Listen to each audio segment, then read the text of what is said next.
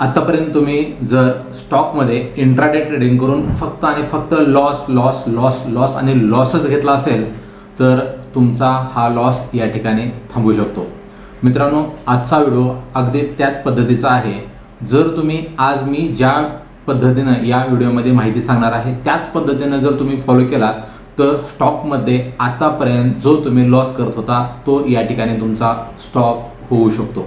काय आहे, कशा पद्धतीनं आहे याच्याबद्दल आपण परिपूर्ण माहिती या व्हिडिओमध्ये आपण घेणार आहोत. सगळ्यात महत्त्वाचं आहे, मी कधीही कुठलाही व्हिडिओ बनवत असताना काहीतरी बनवायचे आणि यूट्यूबवर टाकायचं आहे याच्यासाठी कधीही बनवत नाही. या व्हिडिओमधून तुम्हाला काहीतरी मिळालं पाहिजे, तुम्हाला काहीतरी नवीन शिकायला मिळालं पाहिजे आणि तुमची जी काही रिस्क आहे, तुमचा जो काही लॉस आहे तो कुठेतरी कमी झाला पाहिजे. या एकाच उद्देशामुळं मी व्हिडिओ बनवण्याचा प्रयत्न करतो. सगळ्यात महत्त्वाचं आहे, आधीचे व्हिडिओ तुम्ही पाहिले असतील, जर पाहिले नसतील तर आधीचे व्हिडिओ तुम्ही पाहून घ्या, म्हणजे तुमच्या ते लक्षात येऊ शकतं. सगळ्यात महत्त्वाचं आहे, जर तुम्हाला याच्याबद्दल किंवा तुम्हाला मनात असलेल्या कुठल्याही प्रश्नाबद्दल जर शंका असेल तर खाली कमेंट करू शकता. त्या कमेंटवर लगेच नवीन व्हिडिओ बनवला जाईल. आलं लक्षात? साध्या साध्या गोष्टी असतात, त्याच तुम्हाला प्रॉफिट देऊन जातात आणि याच साध्या गोष्टी तुम्हाला माहीत आहे असं वाटतं पण त्या तुम्हाला अजिबात माहीत नसतात, म्हणून आतापर्यंत तुम्ही लॉस घेत आलाय. तर सगळ्यात महत्त्वाचं आहे, आजचा व्हिडिओ हा खूप वेगळा असणार आहे. लक्षपूर्वक पहा, कारण मी तुम्हाला जी माहिती सांगणार आहे ती खूप महत्त्वाची आहे आणि तुम्ही जर इंट्राडेमध्ये स्टॉकमध्ये ट्रेडिंग करत असाल तर तुमची ही ट्रेडिंग जर्नी आहे ती लॉसमधली इथं थांबू शकते. बघूया काय आहे आणि कशा पद्धतीनं आहे ते आपण या ठिकाणी बघणार आहेत. स्क्रीनवर जाण्याआधी आपण ट्रेडिंग कशामध्ये करणार आहेत हे समजून घेऊया. जवळजवळ स्टॉक मार्केटमध्ये BSE आणि NSEला 5,500 ते 6,000 स्टॉक लिस्टेड आहेत. या 5,000 ते 6,000 स्टॉकमध्ये आपण इंट्राडे ट्रेडिंग करणार आहेत का? नाही. तर जे स्टॉक फ्युचर ऑप्शन ट्रेडिंगसाठी आहेत, म्हणजे ज्या स्टॉकमध्ये FNO ट्रेडिंग चालते अशा स्टॉकमध्ये आपण इंट्राडे ट्रेडिंग करणार आहे. याचं काय कारण आहे तर ते लिक्विड असतात. इतर स्टॉकचा विचार केला तर त्या दिवशी त्या स्टॉकमध्ये समजा इतर एखादा पेनी स्टॉक आहे किंवा या लिक्विड स्टॉकच्या ऐवजी काही स्टॉक असतील तर त्या स्टॉकमध्ये त्या दिवशी एकतर अप्पर सर्किट लागू शकतं किंवा लोअर सर्किट लागू शकतं आणि हे इंट्राडे ट्रेडरसाठी खूप धोकादायक असतं. याच्यासाठी आपण फक्त आणि फक्त जे 200 स्टॉक आहेत त्या 200 स्टॉकमध्ये FNO ट्रेडिंग चालते आणि या FNO ट्रेडिंग म्हणजे फ्युचर ऑप्शन ज्या स्टॉकमध्ये चालतं असे स्टॉक आपण यासाठी निवडणार आहेत. तर हे स्टॉक तुम्हाला कुठे मिळतात तर पहिल्यांदा इथून आपण सुरुवात करूया आणि तुम्हाला स्टेप बाय स्टेप याच्याबद्दलची पूर्ण माहिती मी या व्हिडिओमध्ये देणार आहे. तर आता पहिल्यांदा काय करायचं आहे, तुमच्या क्रोम ब्राउझरवर NSE टाईप करायचे, NSE असं टाईप करा. NSE टाईप केल्यानंतर या ठिकाणी पहिली जी लिंक आहे याला क्लिक करा. त्याच्यानंतर तुम्हाला पाहायला मिळतं इथं मार्केट डाटा असं लिहिलेलं पाहायला मिळते. थोडंसं मी या ठिकाणी हायलाईट करतो याला. हे आहे मार्केट डाटा. आता याला क्लिक केल्यानंतर काय पाहायला मिळतं, याला क्लिक केल्यानंतर थोडंसं डेरिव्हेटिव्हमध्ये खाली आल्यानंतर 3 नंबरला तुम्हाला ऑप्शन चेन पाहायला मिळते. या ऑप्शन चेनला या ठिकाणी क्लिक करा. आता ही ऑप्शन चेन कशासाठी काढलेली आहे तर तुम्हाला ज्या स्टॉकबद्दल मी माहिती सांगितली जे लिक्विड असतात ज्याच्यामध्ये FNO ट्रेडिंग चालते तर त्या स्टॉकची यादी तुम्हाला इथं पाहायला मिळणार आहे. तर या ठिकाणी बघा, परत एक हायलाईट करतोय. आता तुम्हाला पाहायला मिळतं असं सिलेक्ट सिम्बॉल या ठिकाणी आहे. या ठिकाणी क्लिक केल्यानंतर तुम्हाला ही 200 ते 225 स्टॉकची यादी आहे. इथे क्लिक केल्यानंतर तुम्हाला पाहायला मिळतं हे जे स्टॉकची यादी आहे ही जवळजवळ 225च्या आसपास हे स्टॉक आहेत आणि हेच असे स्टॉक आहेत ज्याच्यामध्ये फ्युचर ऑप्शन ट्रेडिंग चालते. बाकीच्या इतर स्टॉकमध्ये फ्युचर ऑप्शन ट्रेडिंग चालत नाही, लक्षात घ्या. तर या स्टॉकची यादी करायची. मग ही यादी कुठं करू शकता, जर तुम्ही ट्रेडिंग व्ह्यू प्लॅटफॉर्म वापरत असाल तर त्या ठिकाणी करू शकता किंवा तुमचं जे डीमॅट अकाउंट आहे जिथं तुम्ही ट्रेडिंग प्लॅटफॉर्म आहे त्या ठिकाणी तुमच्याकडे 5 ते 6 वॉचलिस्ट असतात. त्या वॉचलिस्टमध्ये या स्टॉकची यादी ॲड करायची.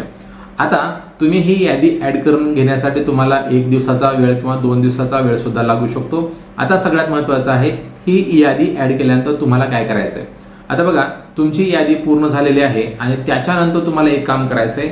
ज्या दिवशी रोजच सकाळचं पहिलं काम असणार आहे, तुम्हाला माहीत आहे की आपलं प्री ओपन मार्केट सकाळी 9 वाजता ओपन होतं, बरोबर, आणि त्याच्यानंतर ते चालतं 9:07 आणि पुढे एक 30 सेकंदापर्यंत हा सगळा कार्यक्रम चालतो.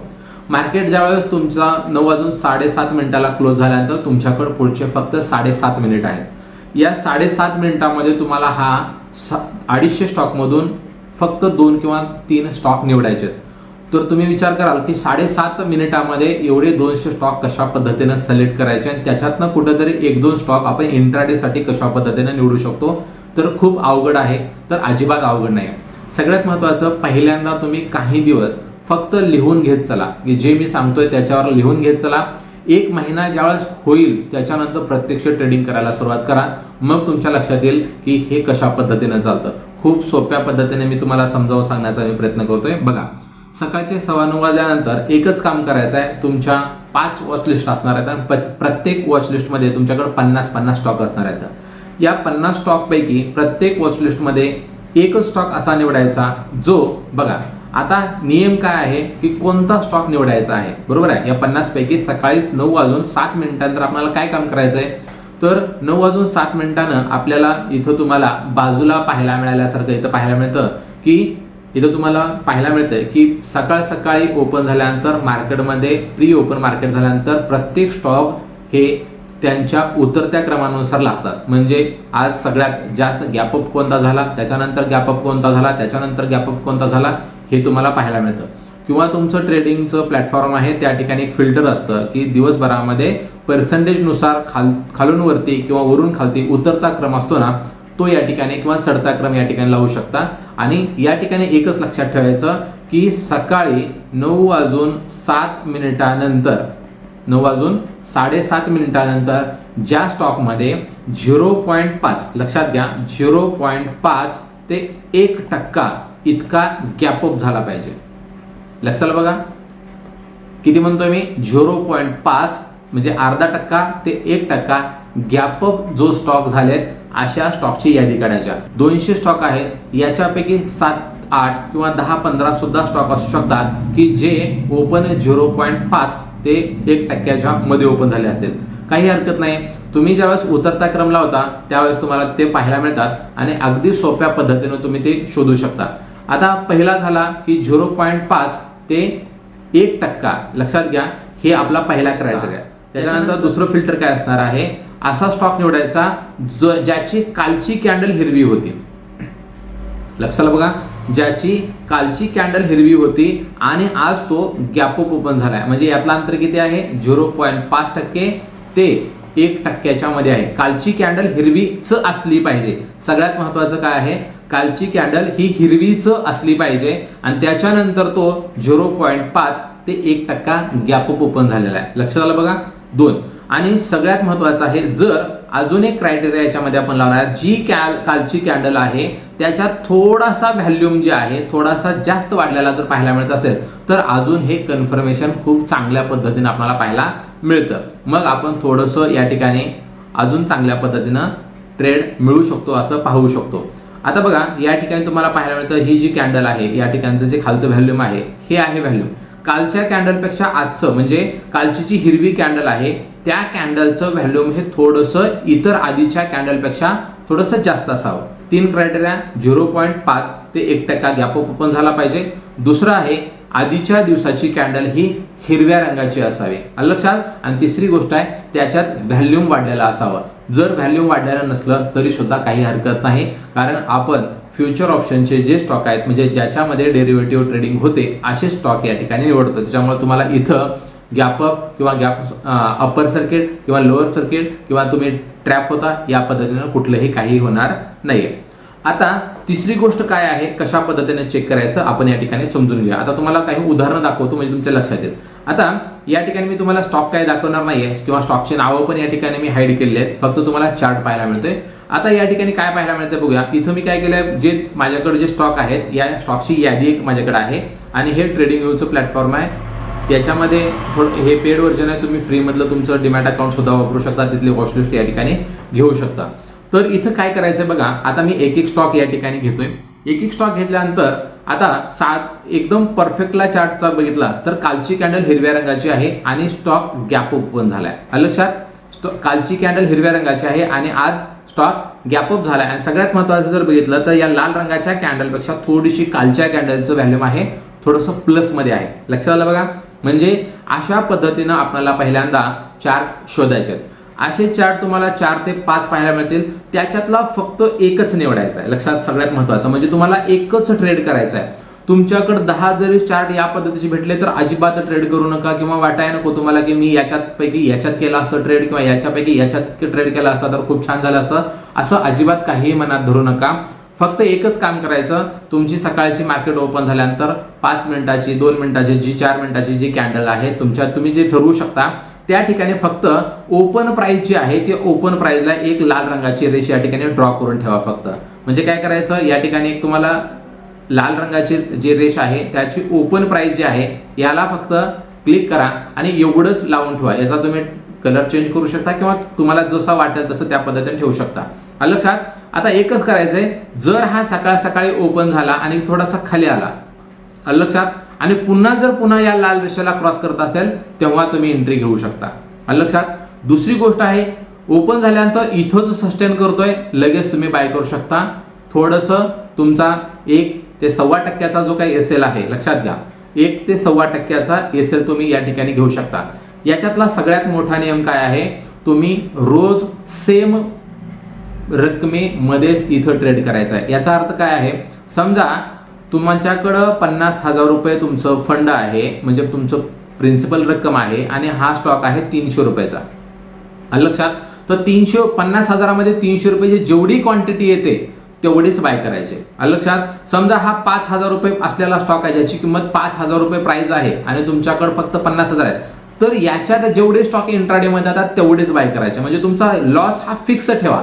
दिवसभरामध्ये तुमच्याकडे 50,000 आहेत तर तुमचा लॉस हा फक्त 1,000 ठेवा. मग तो स्टॉक 5,000 किमतीचा असो नाहीतर तो 100 रुपयाचा असो. जर तुमचा तो स्टॉक 100 रुपयाचा असेल तर या ठिकाणी काय असणार आहे, तुमची क्वांटिटी या ठिकाणी समजा 500 क्वांटिटी तुम्ही बाय करू शकता म्हणजे 2च पॉईंटचा एसएल म्हणजे जवळजवळ 2% एसएल होईल. बरोबर आहे.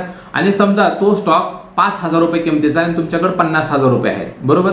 तर किती येतील, तर तुमच्या इंट्राडे ट्रेडिंग मध्ये तुम्हाला या ठिकाणी एक यातले 20 स्टॉक आले 30 स्टॉक आले तर या 20-30 स्टॉकचा जो एसएल आहे 1,000 रुपये जेवढा होईल तेवढा ते कॅल्क्युलेशन करायचं, तेवढ्या पॉईंटचा त्या ठिकाणी एसएल लावायचा. सगळ्यात महत्त्वाचं एक आहे म्हणजे आता जे मी सांगितलं की एकच ट्रेड पाहिजे दिवसभरामध्ये, एकच ट्रेड करायचा, पुन्हा ट्रेड करायचा नाही.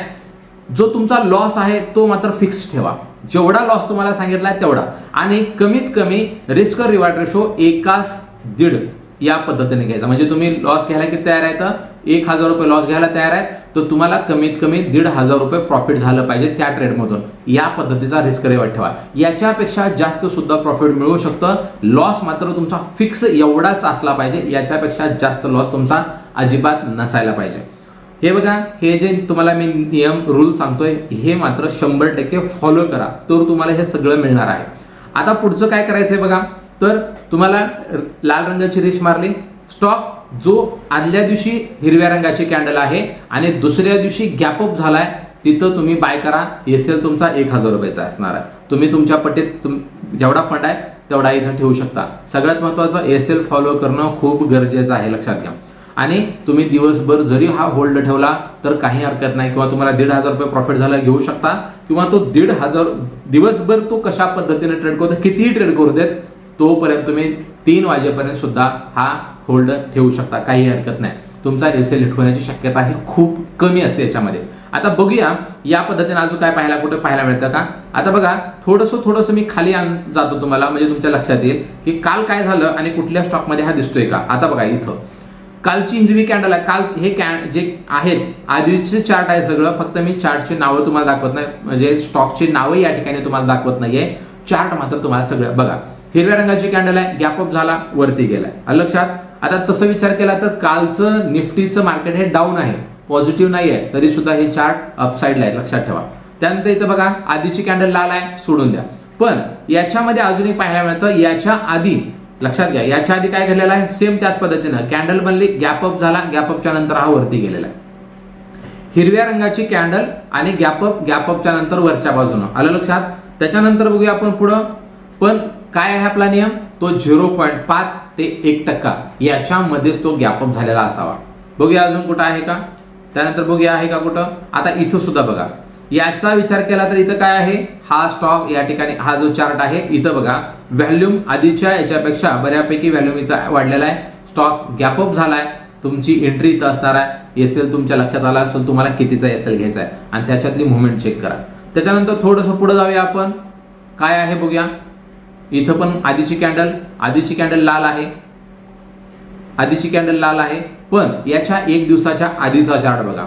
या ठिकाणी काय झालेलं आहे, हिरव्या रंगाची कॅन्डल आहे, गॅपअप झाला, गॅपअपच्या नंतर मुवमेंट या पद्धतीने आलेलं आहे. तुमच्या लक्षात आलं असेल, जर हिरव्या रंगाची कॅन्डल आणि तो गॅपअप झाला, इथं पण चेक करा, हिरव्या रंगाची कॅन्डल गॅपअप वरती, हिरव्या रंगाची कॅन्डल गॅपअप वरती, लक्षात, गॅपअप झाला वरती. आता इथं एक अजून तुम्हाला पाहायला मिळतं, म्हणजे अशा पद्धतीने सुद्धा घडू शकतं की या ठिकाणी काय झालेलं आहे, तर हा जो तुमचा चार्ट आहे या ठिकाणी हिरव्या रंगाची कॅन्डल आणि गॅपअप झालेला आहे, पण ओपन प्राइसला क्रॉस केलेला नाहीये. ओपन प्राइसला वरच्या बाजूने जर क्रॉस करायला पाहिजे, थोडंसं वेट करायचं, क्रॉस करायला तरच एंट्री करायची आणि तुमचा एसएल मात्र परफेक्ट लावायचा आहे. इथं सुद्धा त्याच पद्धतीने आहे, गॅपअप झालाय, पण सगळ्यात महत्वाचं इथं गॅपअप थोडासा कमी असणार आहे, लक्षात घ्या. इथं जर बघितलं आपण चेक करूया गॅपअप कसं चेक करायचं, किंवा तुम्हाला लक्षात येतं तिथं पाहायला मिळतं. इथून इथपर्यंत बघितला तर हा 0.3 आहे, घ्यायचा नाही आहे आपल्याला, लक्षात.